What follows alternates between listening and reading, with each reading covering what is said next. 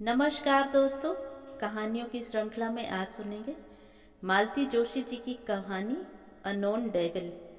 लेकिन उससे पहले मेरा आपसे विनम्र अनुरोध है कि अगर आपको मेरी कहानियाँ अच्छी लगती हैं तो मेरे चैनल को सब्सक्राइब ज़रूर करें, लाइक करें और अपने दोस्तों और परिचितों में शेयर भी करें।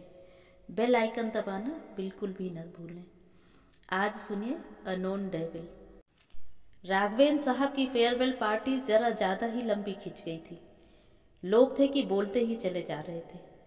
जो लोग उन्हें रात दिन कोसते रहते थे वे भी उन्हें सदी का सर्वश्रेष्ठ बॉस साबित करने पर तुले हुए थे। कार्यक्रम के बाद अगर चाय नाश्ते का इंतजाम नहीं होता और वो भी अपने ही चंदे से, तो कई लोग पीछे से चुपचाप खिसक लिए होते।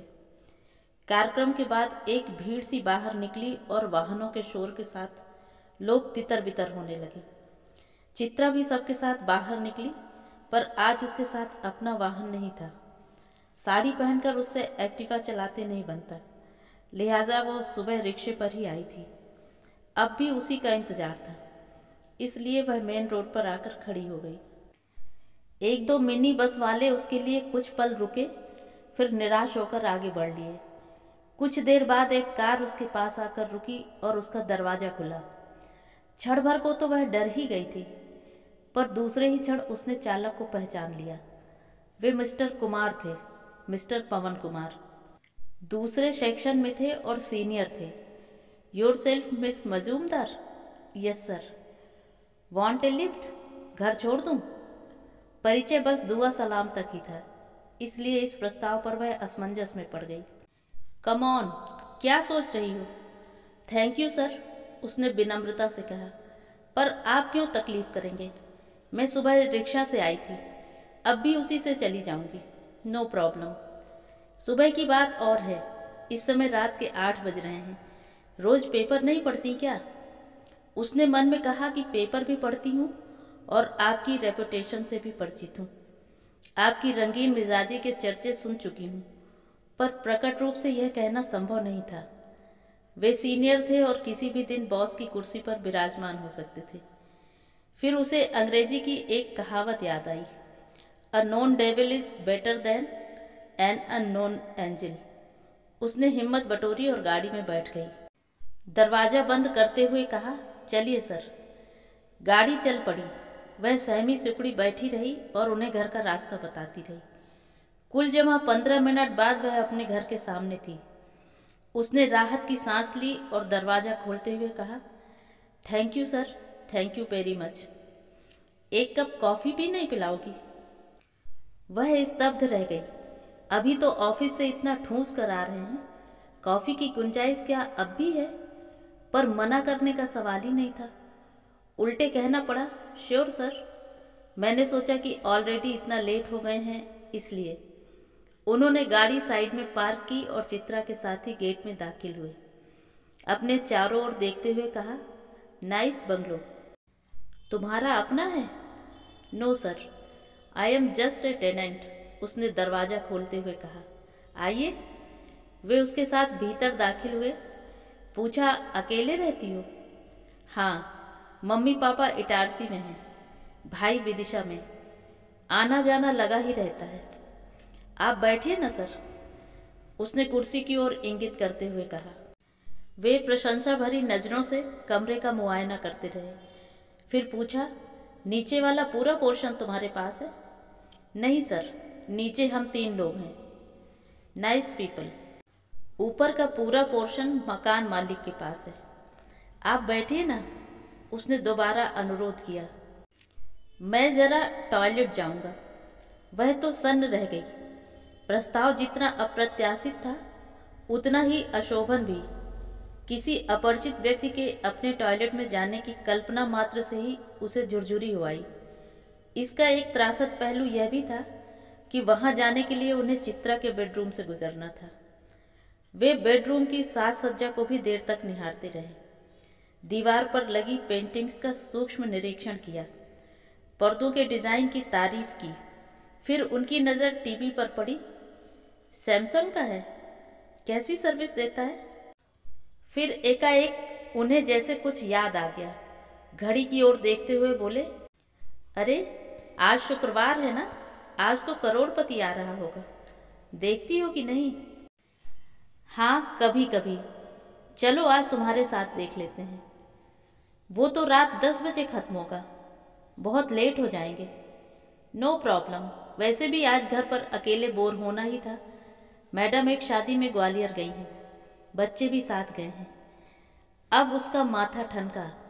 जैसे ही टॉयलेट का दरवाज़ा बंद हुआ, उसने ऊपर वाली निकिता को मैसेज किया, नीड यू बैडली, अ चिपकू इन द हाउस कमिंग। उसका तुरंत जवाब आया और अभी बस उसने दूध चढ़ाया ही था कि निकिता दंदनाती हुई घर में दाखिल हुई। अरे तुम कहाँ चली गई थी दीदी? मैं तो नर्वस हो रही थी कि आज का करोड़पति तो गया। सोनू मोनू जेम्स बॉन्ड की कोई मूवी ले आए हैं और उन्होंने बाहर वाले टीवी पर कब्जा कर लिया है। भीतर वाले पर माता राम कोई रोतला सा सीरियल देख रही हैं। मैं बस, ओह सॉरी, नमस्ते। उसने शायद अब कुमार साहब को देखा। चित्रा ने परिचय करवाया और बताया कि ऑफिस में एक पार्टी थी, काफ़ी देर हो गई थी इसलिए सर घर तक छोड़ने आए हैं। फिर पूछा, कॉफ़ी लोगी? बना रही हूँ। ले लूँगी, पर पहले सर के लिए कुर्सी तो ला दूँ। अब चित्रा ने लक्ष्य किया कि सर ने बेड पर ही आसन जमा लिया है। समझदार थे इसलिए इशारा समझ गए और कुर्सी पर विराजमान हो गए। चित्रा के मिनी डाइनिंग सेट की 2 कुर्सियां भी निकिता उठा लाई ताकि सब लोग आराम से बैठ सकें। सॉरी यार, सूखी कॉफ़ी दे रही हूँ, चित्रा ने उसे कॉफ़ी पकड़ाते हुए कहा। दरअसल ऑफिस में कुछ ज़्यादा ही हो गया आज। मैं तो डिनर की भी छुट्टी करने वाली हूँ। कहो तो तुम्हारे लिए कुछ ले आऊँ? अरे नहीं, मैं तो करोड़पति वाले दिन 8 बजे ही खाना खा लेती हूँ। निकिता के आने से चित्रा एकदम तनाव मुक्त हो गई थी। निकिता की सबसे अच्छी बात यह है कि उसके साथ विषय टटोलने नहीं पड़ते। वह एकदम शुरू हो जाती है और फिर बोलती ही चली जाती है। आज भी वही हुआ। वह अनवरत बोले ही जा रही थी। बेचारा टीवी पार्श्व संगीत की तरह चल रहा था। इस विषम स्थिति को कुमार साहब ज़्यादा देर तक झेल नहीं सके। घड़ी की ओर देखते हुए बोले, 9:30 हो रहा है, अब चलूँगा, बाहर ठंड भी हो रही है। वे दोनों जैसे इसी प्रतीक्षा में थीं, उनसे भी पहले उठ खड़ी हुई। फिर ठंड का बहाना बनाकर बाहर तक छोड़ने भी नहीं गई, दरवाजे से ही टाटा कर दिया। उनके जाने तक शिष्टाचार के नाते दरवाजे पर खड़े रहना था, पर जैसे ही गाड़ी स्टार्ट हुई, चित्रा ने दरवाज़ा फटाक से बंद कर लिया। फिर तो दोनों पर जो हंसी का दौरा पड़ा है कि बस। कुमार साहब के जाने के बाद वे दोनों दिल खोलकर हंसी थीं और बस वह बात मन से उतर गई थी। सोमवार को ऑफिस जाते हुए उसके मन में उस शाम का नामो निशान नहीं था। Good morning Chitra ji. Office के गेट पर ही शर्मा जी और त्रिपाठी की जुगल जोड़ी ने उसका स्वागत किया। कैसी हैं? बस जी, आपकी दुआ है, उसने विनम्रता से कहा। इस रस्मी दुआ सलाम के बाद वह आगे बढ़ गई थी कि पीछे से प्रश्न आया, एंड हाउ वॉज वीकेंड? उसे आश्चर्य हुआ, उसके वीकेंड की इतनी पूछताछ क्यों?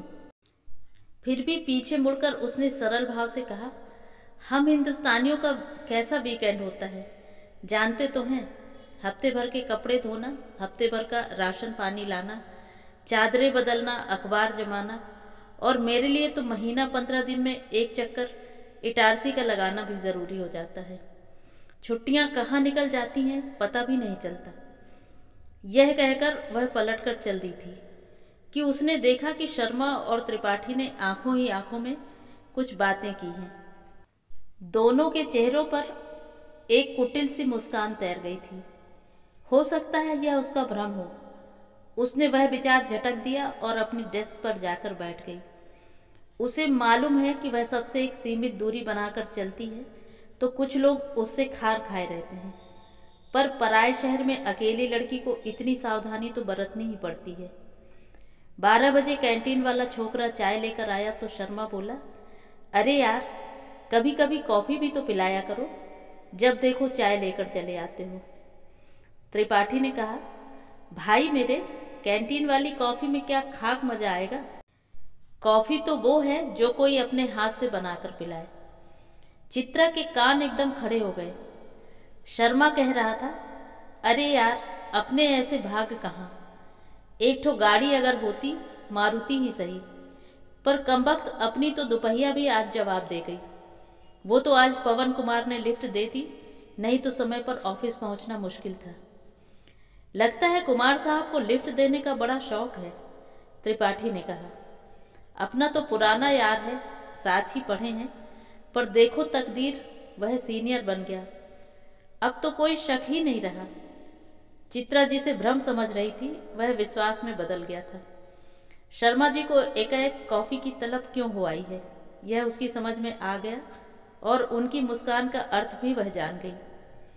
क्या करे वह, उन्हें डपट दे या चुप कर जाए।